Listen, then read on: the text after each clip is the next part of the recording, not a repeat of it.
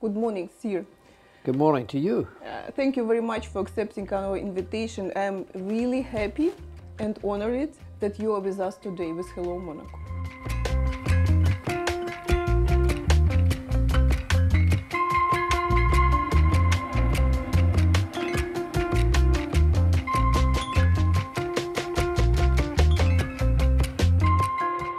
Well, it's always great to be back in Monaco. I've been coming here since 1964.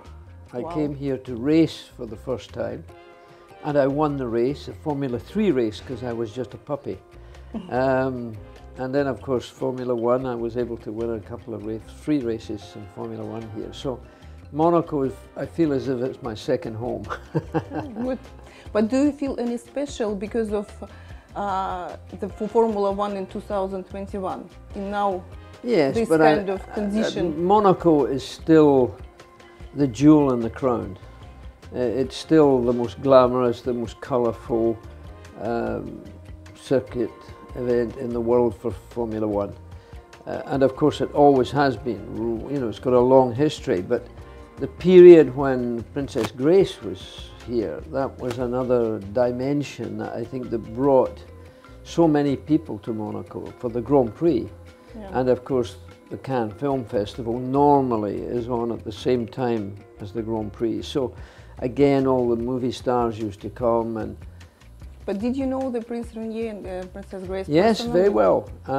I used to come here, and we had a holiday several times in the palace and up in the house in the farm up in the mountain. No, we had a very nice relationship. They were a very nice couple, very good hosts. And Albert, I've known since he's been a little boy, and both the girls. Yeah, it's been a very happy relationship. What about this Grand Prix in this pandemic condition? Well, the Grand Prix, it's still the one that every Grand Prix driver wants to win. And of course, a lot of Grand Prix drivers live in Monaco.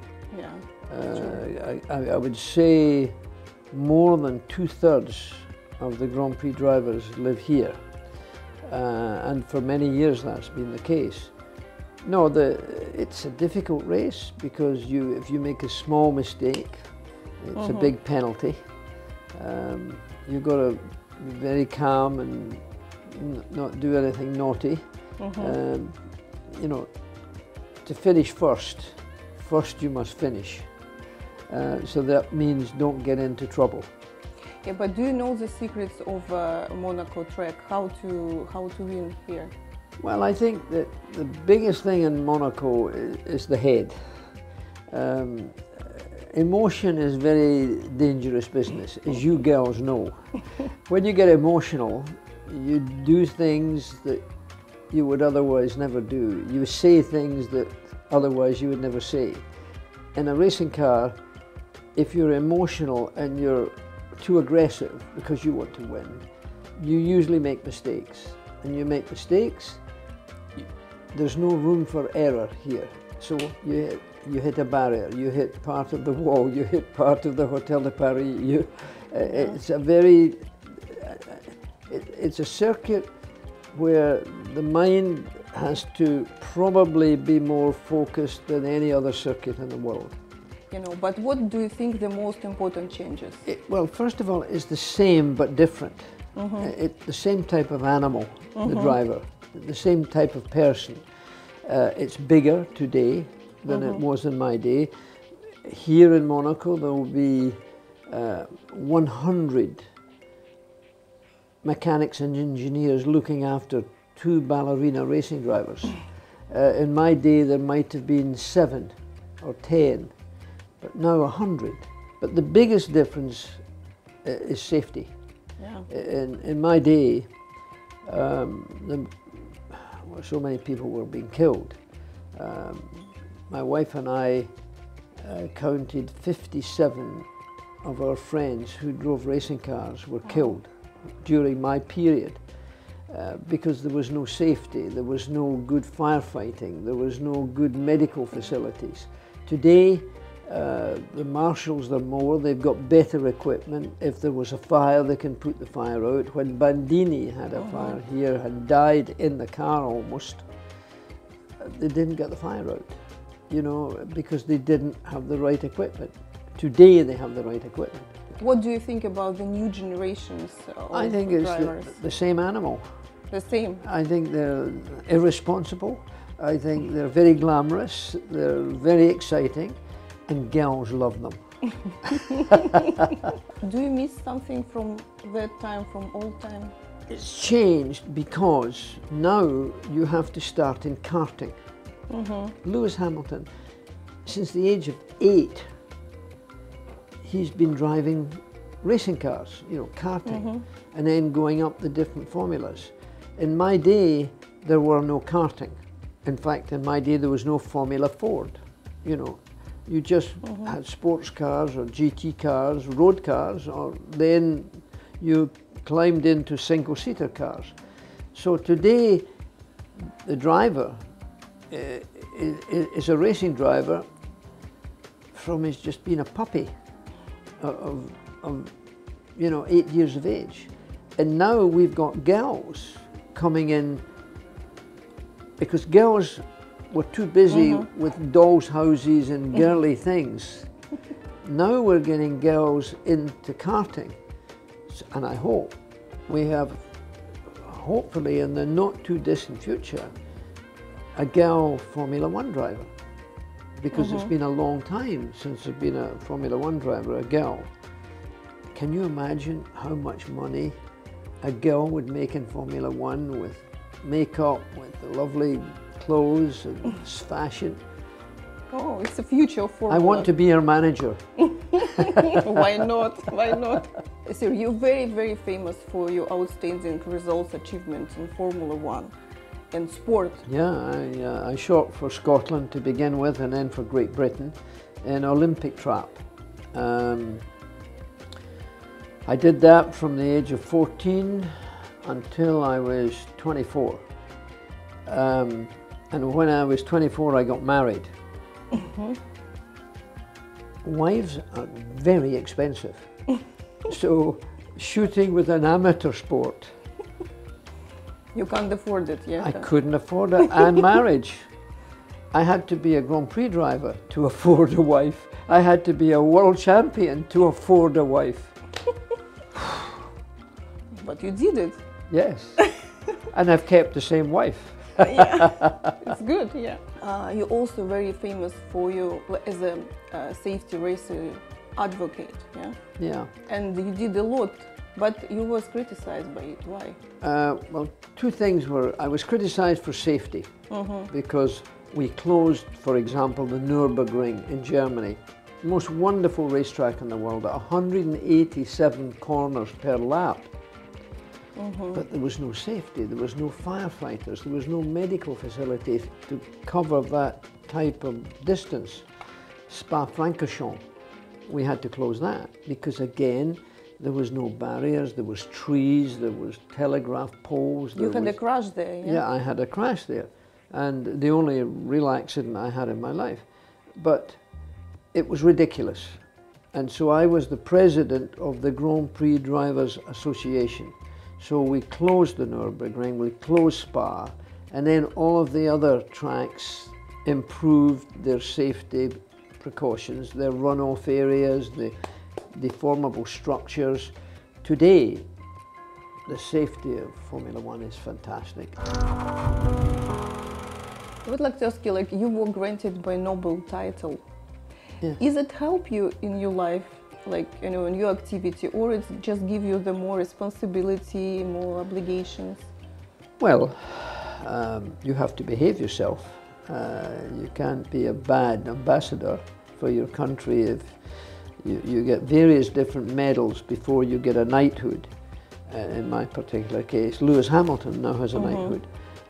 In fact, he got his very early. I mean, in years past, it took a lot longer to be recognised in that way.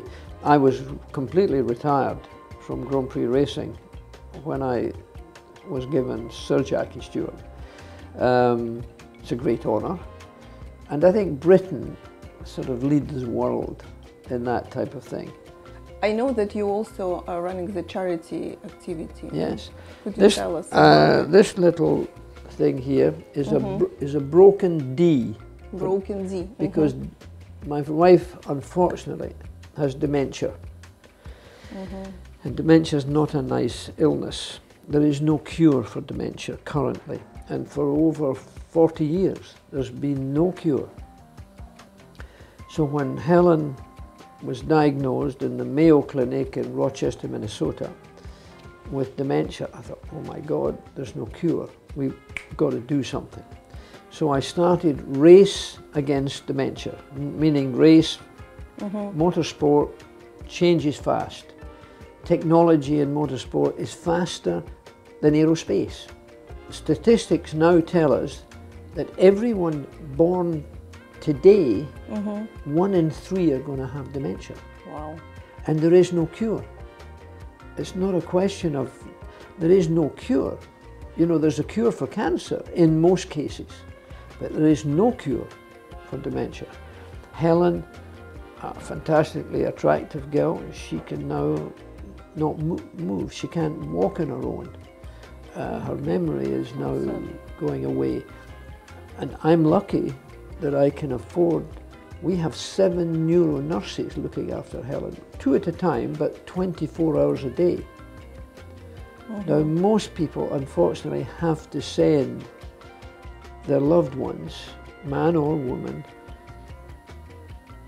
to a home with a lot of other people. They can't communicate, they can't talk to each other. It's a terribly sad illness, much sadder than any other illness I know. My biggest challenge in my whole life is now to find a cure for dementia. Yeah, I wish you to stay strong, and I hope you will find the solution for Helen or well, I hope another so. one. We're going to try. For anyone you know that can give us a little bit of money, doesn't matter how much money, it's a registered charity globally, it's Race Against Dementia, whether it's, you know, 10 francs or whether it's 1,000,000 francs. We have wonderful people like James Dyson, you know, the man with the cleaners. He's a big man, a big supporter of our team. We have some very important people who are supporting us. But it's a very expensive thing to get young professors and to keep them for a minimum of 5 years. I know that you also was diagnosed with dyslexia, yeah? Yeah, I'm very dyslexic. And when you was 40-something, yeah, already? Well, when I was a child at school, I was a complete disaster. I left school at the age of 14 with no education. Today, if you gave me $1 million, I couldn't recite the alphabet. I don't know the alphabet. I can't read. I can't write. I can't spell. I can't do a letter by hand. Really? But a lot of dyslexic people, and it doesn't seem to be curable either, but it doesn't matter, because when you're dyslexic, you find something that you're good at, and you focus and work harder to be successful at my shooting. I left school at 14, I started shooting. I shot for Scotland, my God. That was a big deal for me. To shoot for Great Britain was even bigger. To win the European Championship was even bigger. And I was a complete failure. And then I became a racing driver, because it's, you know, Steven Spielberg is dyslexic. Harrison Ford is dyslexic. George Lucas, the man who did Star Wars, dyslexic. Einstein was dyslexic. Leonardo da Vinci was dyslexic. Because when dyslexic people, they can't think like the clever folk. So they think outside the box.